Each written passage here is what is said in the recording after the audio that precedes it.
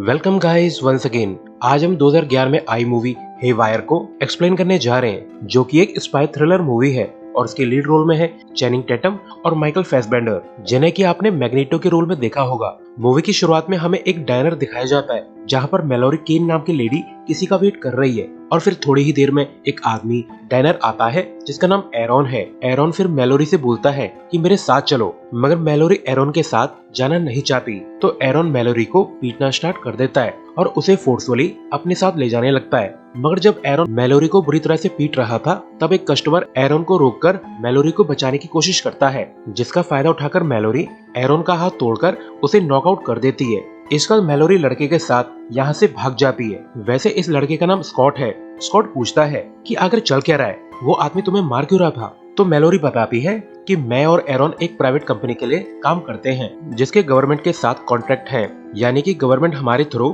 कुछ black operation करवाती है। इसके बाद मेलोरी जो भी स्कॉट को बता रही है वो हमें ऐसा फ्लैशबैक दिखाया जा रहा है कि एक हफ्ते पहले गवर्नमेंट के 2 एजेंट मेलोरी की फर्म आए थे और इन एजेंट्स का नाम एलेक्स और रॉड्रिक है, और उन एजेंट्स ने कंपनी के डायरेक्टर केनेथ को कांटेक्ट करके एक टास्क दिया था जिसके हिसाब से बार्सिलोना से एक आदमी को रेस्क्यू किया जाना था। वैसे न जाने क्यों ये एजेंट्स मेलोरी में बहुत ज्यादा इंटरेस्टेड थे। शायद वो मेलोरी को अपनी एजेंसी में भर्ती करना चाहते थे। और फिर मेलोरी की टीम बार्सिलोना पहुंच जाती है जिसमें एरॉन भी शामिल था। और फिर ये लोग जियांग नाम के एक जर्नलिस्ट की डिटेल निकालने लगते हैं और चेक करने पे इन्हें पता चलता है कि कुछ गुंडों ने जियांग को किडनैप कर रखा है। तो मेलोरी इन गुंडों का पीछा करती है और पीछा करते करते एक मोटल रूम तक पहुंच जाती है जहां पॉसिबली जियांग को रखा गया होगा। तो टीम बिल्डिंग में जाकर जियांग को रेस्क्यू कर लेती है, मगर निकलते समय एक गुंडा इन्हें देख लेता है और इन पर फायरिंग करना स्टार्ट कर देता है। मगर कुछ भी हो, गुंडा अकेला था तो वो डर के भागने लगता है, जिसका मेलोरी पीछा करती है और थोड़ी ही देर में मेलोरी गुंडे तक पहुंचकर उसे कूट देती है। और फिर काम खत्म होने के बाद टीम जियांग को गवर्नमेंट एजेंट्स तक पहुंचा देती है। इसके बाद एरॉन मेलोरी से पूछता है कि जियांग हमें पहले ही मिल गया था, तो तुमने उस गुंडे का पीछा क्यों किया?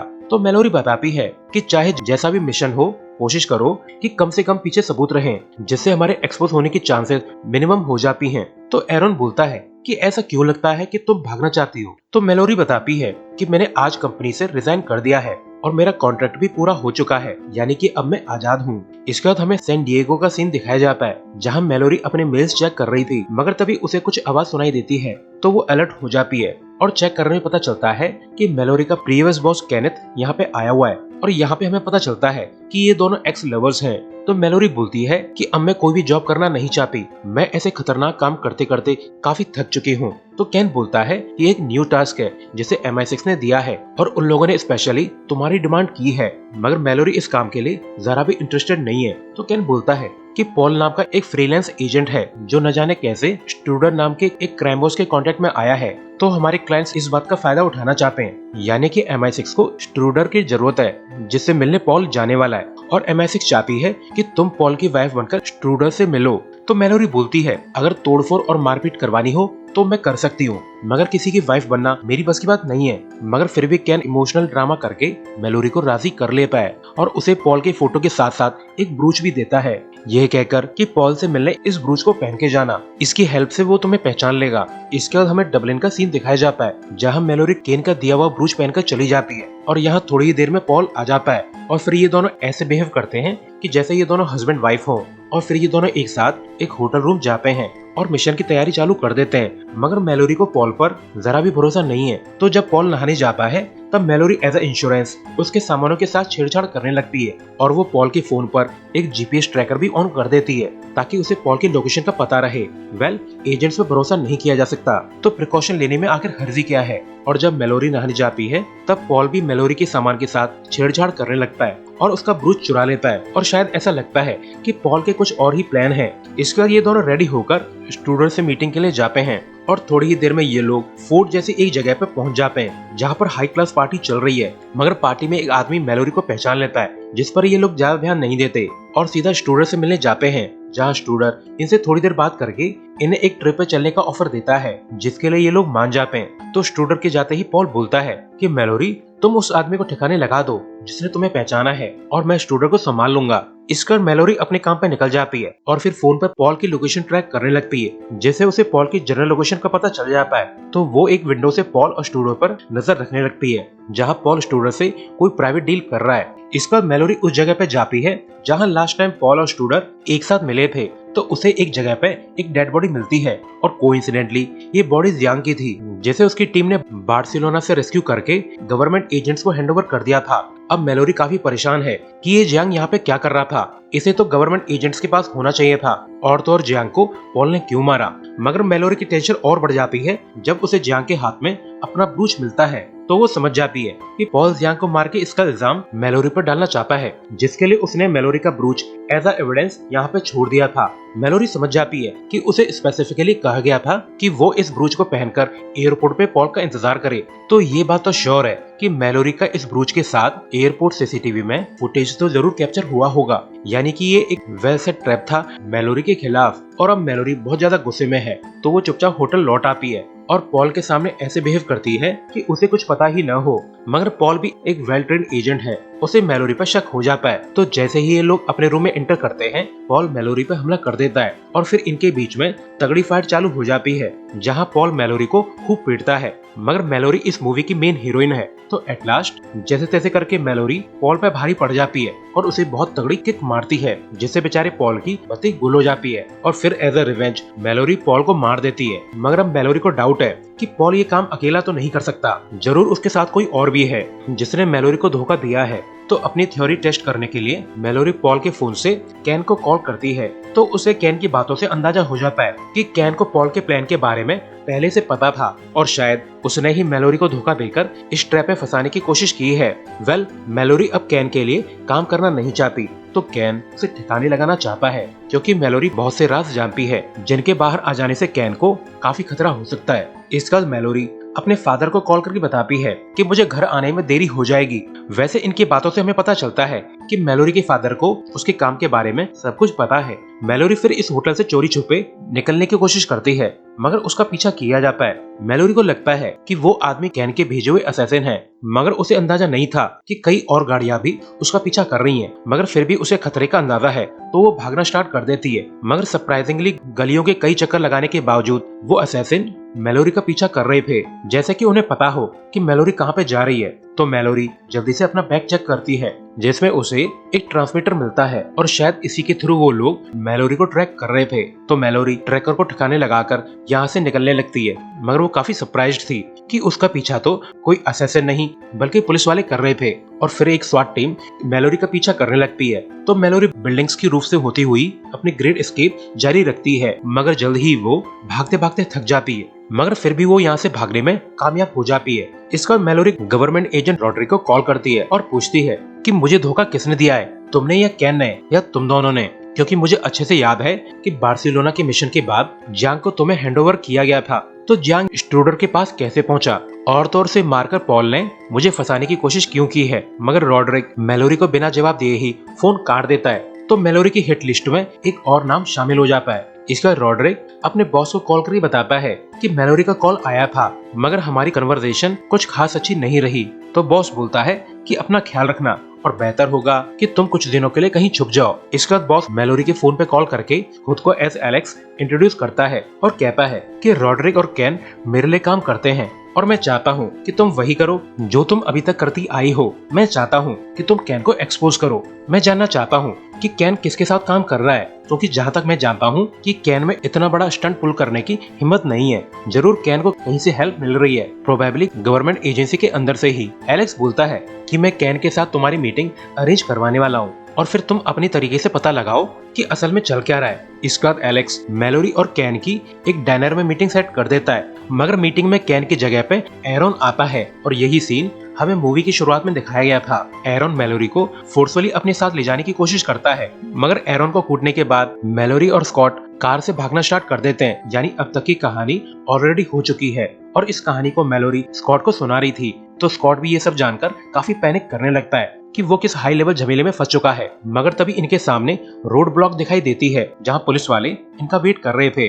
तो मैलोरी कार को टर्न करके जंगल में घुसा देती है, मगर पुलिस वाले अभी भी इनका पीछा करते हैं। मगर इनकी कार के पीछे एक हिरन आ जाता है, जो शायद इनकी कार में लिफ्ट लेना चाहता है। तो वो इनकी कार में जंप लगाकर अंदर घुस जाता है। इस स्टंट को देखकर मैलोरी से कार का बैलेंस बिगड़ जाता है और इनकी कार पेड़ में टकरा जाती है। इसके बाद पुलिस यहाँ आकर इन्हें पकड़ लेती है और अपने साथ ले जाने लगती है। मगर मैलोरी कार में पुलिस रेडियो सुन लेती है कि उसे लेने FBI एजेंट्स आ रहे हैं, तो उसे डाउट होने लगता है। तो वो पुलिस वालों को इन्फॉर्म करती है कि जो FBI एजेंट्स मुझे लेने आ रहे हैं वो प्रोबेबली फेक हैं, तो बेहतर होगा कि आप अपनी पुलिस प्रोटोकॉल्स को फॉलो करो। मगर पुलिस वाले मैलोरी की एक भी नहीं सुनते। पुलिस वालों को लग रहा है कि ये क्रिमिनल उन्हें बता रही है कि उन्हें क्या करना चाहिए और क्या नहीं। तो मैलोरी अपकमिंग डू और डाई वाली सिचुएशन के लिए रेडी हो जाती है। इसके बाद थोड़ी ही देर में फेक FBI वाले यहाँ पर आकर पुलिस वालों पर डायरेक्टली फायरिंग करना स्टार्ट कर देते हैं, जिसमें कई पुलिस वाले मारे जाते हैं, इंक्लूडिंग वो पुलिस वाला भी जिसने मैलोरी की बात पे ध्यान नहीं दिया था। इस बार मैलोरी कार से बाहर निकलकर एक डेड पुलिस वाले से अपनी हथकड़ियों की चाबी ले लेती है और खुद को आजाद करा के इन एजेंट्स पर फायरिंग स्टार्ट कर देती है और फिर एजेंट्स को निपटाकर वो एक पुलिस कार चुरा के भागने लगती है। वैसे इस कार में स्कॉट भी छुपा हुआ है जो अब बहुत ज्यादा घबराया हुआ है। तो मैलोरी उससे बोलती है कि एक सेफ जगह पे जाकर हम स्प्लिट हो जाएंगे, उसके बाद तुम सीधा पुलिस थाने जाना और उन्हें सब कुछ बता देना जो भी तुमने देखा और सुना,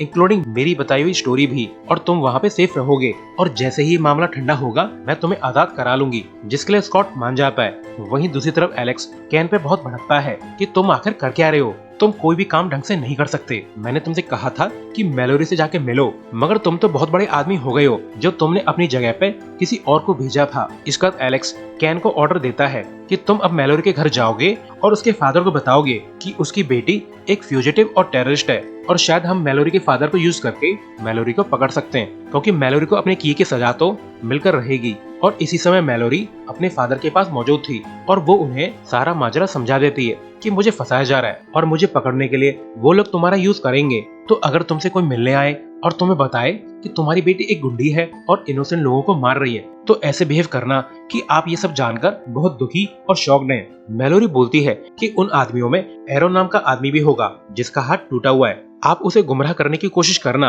और उसे कंफ्यूज करना कि मेरे साथ कुछ गलत हो रहा है और मुझे फंसाया जा रहा है, और इतना ही काफी है एरोन के लिए, क्योंकि वो मेरी ही तरह गवर्नमेंट के लिए काम करता है, मगर प्रोबेबली उसे भी यूज किया जा रहा है, तो वो मेरी हेल्प जरूर करेगा। तो मैलोरी का फादर बोलता है कि तुम ये सब क्यों कर रही हो, तुम बेस्ट एजेंट हो और तुम्हारे लिए सभी की नजरों से गायब होकर न्यू पहचान के साथ न्यू लाइफ शुरू करना बहुत आसान है। तुम गवर्नमेंट एजेंसी और प्राइवेट कॉन्ट्रैक्टर से भिड़कर इतना बड़ा रिस्क क्यों ले रही हो। तो मैलोरी बोलती है कि रिस्क की नहीं बल्कि रिवेंज की बात है। मैं उन लोगों से बदला लेना चाहती हूँ जिन लोगों ने मेरा यूज किया है और मुझे मारने की कोशिश की है। इसका तो हमें बड़ा गजब का घर दिखाया जाता है जो कि मैलोरी के फादर का है, जहाँ पर केन आकर बोलता है कि सर आपकी बेटी ने डबलिन के एक होटल में पॉल नाम के एक आदमी को बड़ी बेरहमी से मार दिया है और उसने पुलिस से बचने के चक्कर में 4 पुलिस वालों को भी मार दिया है, यानी कि उसने 3 दिनों में 5 लोगों को मारा है। और अब मिस मैलोरी को पुलिस फुल फोर्स के साथ ढूंढ रही है, मगर फिर भी हमें आपकी हेल्प चाहिए। केन बोलता है कि मैलोरी ने स्कॉट नाम के एक लड़के को भी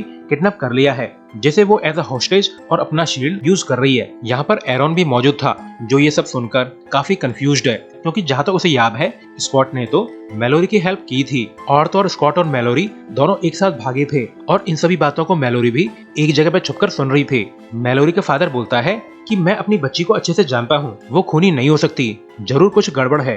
वैसे मेरी बेटी ने 10 दिन पहले मुझे मैसेज किया था जिसमें उसने बार्सिलोना की मिशन के बारे में जिक्र किया था। इसके बाद यहाँ पर मैलोरी का कॉल आता है जिसे कैन पिक करता है। मैलोरी पूछती है कि तुमने मुझे धोखा क्यों दिया है और तो और तुम्हारी स्टूडेंट के साथ क्या डील हुई थी। मगर अब तक एरोन ने सिस्टम से मैलोरी की कॉल ट्रेस करके पता लगा लिया था कि मैलोरी इस वक्त इसी घर में मौजूद है। तो कैन अपने सभी साथियों को घर की तलाशी लेने के लिए भेज देता है, मगर अब तक एरोन को कैन पर शक होने लगा है। तो वो पूछता है कि बार्सिलोना में क्या हुआ था और तुम ये सब क्यों कर रहे हो। मगर तभी घर की लाइट चली जाती है तो एरोन फोन की लाइट जलाता है और देखता है कि उसके फोन पर एक मैसेज आया है जिसमें जियांग की डेड बॉडी की फोटो थी। तो एरोन और कैन के बीच में झगड़ा हो जाता है क्योंकि अब एरोन को कैन के मोटिव्स पर शक होने लगा है, मगर कैन एरोन के पेट में गोली मार देता है। मगर दूसरी तरफ मैलोरी गुंडों को खत्म करते हुए इसी तरफ आ रही थी, मगर जब तक वो एरोन तक पहुंच पाती कैन यहाँ से भाग चुका था। एरोन मैलोरी से बोलता है कि आई एम सॉरी,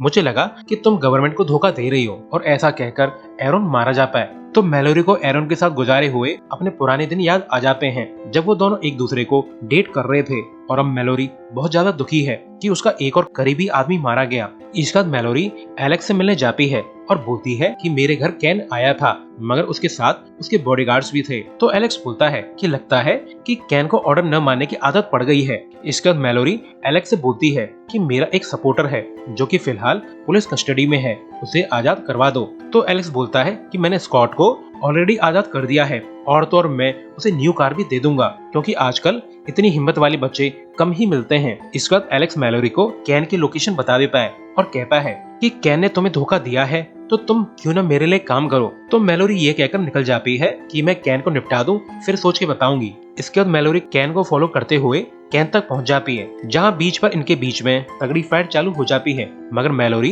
कैन को बड़ी आसानी से पीट देती है। आखिर मेन हीरोइन जो है, मैलोरी पूछती है कि बार्सिलोना वाला पैकेज कौन था और तुमने मुझे डबलिन क्यों भेजा था। तो कैन बताता है कि कुछ दिन पहले रॉड्रिक स्ट्रूडर नाम के क्राइम लॉर्ड से मिला था और उसने स्ट्रूडर को ऑफर किया था कि हम तुम्हारी प्रॉब्लम सॉल्व कर सकते हैं, जिसके लिए मेरे पास बेहतर ऑप्शन है। इसका हमें फ्लैशबैक में दिखाया जाता है कि रॉड्रिक स्ट्रूडर से बोलता है कि जियांग नाम का एक जर्नलिस्ट है जो कि तुम्हारी इलीगल एक्टिविटीज की डिटेल्स लीक करके आर्टिकल्स में छाप रहा है, तो उसे ठिकाने लगाने के लिए हम मैलोरी का इस्तेमाल कर सकते हैं। मैलोरी कैन नाम के एक प्राइवेट कॉन्ट्रैक्टर की बेस्ट एजेंट है, मगर कैन के 90% बिजनेस मैलोरी की वजह से चलते हैं। तो कैन काफी नाराज है और वो इस लास्ट मिशन के साथ मैलोरी को ठिकाने लगाने वाला है, यानी कि मैं जियांग को मैलोरी के थ्रू बार्सिलोना से रेस्क्यू कर लूंगा और फिर मैं तुम्हें जियांग सौंप दूंगा, और फिर हम कहानी बना देंगे कि मैलोरी एक रोग एजेंट है जिसने बार्सिलोना वाले मिशन की डिटेल्स लीक कर दी हैं। इसके बाद फ्लैशबैक में he can MI6 agent Paul से मिलने जाता है और बताता है कि मैलोरी एक डबल एजेंट है जो कि स्ट्रूडर नाम के आदमी से जियांग नाम के जर्नलिस्ट का सौदा करने वाली है।